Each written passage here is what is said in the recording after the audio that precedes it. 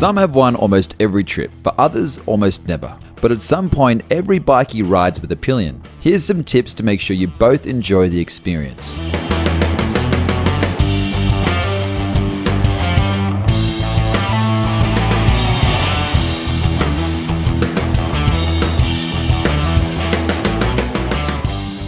Protect your Pillion.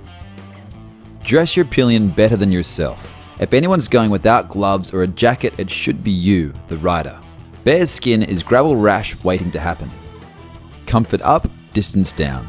An uncomfortable Pillion is going to be a bad Pillion. Don't even think about going too up if your bike doesn't have foot pegs. Look at the size of your Pillion seat and think, how long would you want to sit there? Unless you know the Pillion's good for it, 300 kilometers is usually enough distance for one day. If your Pillion is new to bikes, warn them about the hot areas of your exhaust or anything else that could hurt. Slow down and buffer more. Remember that with the passenger, your motorcycle will accelerate and steer slower, take longer to stop, be more unstable at slow speeds, and have less clearance when cornering. If you brake hard, you're going to have the full body weight of your Pillion pushing into your back. Plus, nobody likes to be constantly banging helmets. When you accelerate suddenly, your Pillion will feel like they're going to somersault off and afterwards tell everyone you're a complete dick. Agree on a way to communicate in an emergency. Say a couple of taps on the shoulder in case they need you to pull over. Your Pillion will appreciate it, even if they're unlikely to use it. Finally, check your bike over, especially if you're going a distance. Adjust your suspension settings, making them firmer for the weight of 2, and tune your mirror positions. Ideally, your tire pressures and headlight angle will get some tweaking too, to stay useful. It's all doable in a few minutes if you're prepared. Don't wait until you're miles from home to start fiddling with stuff.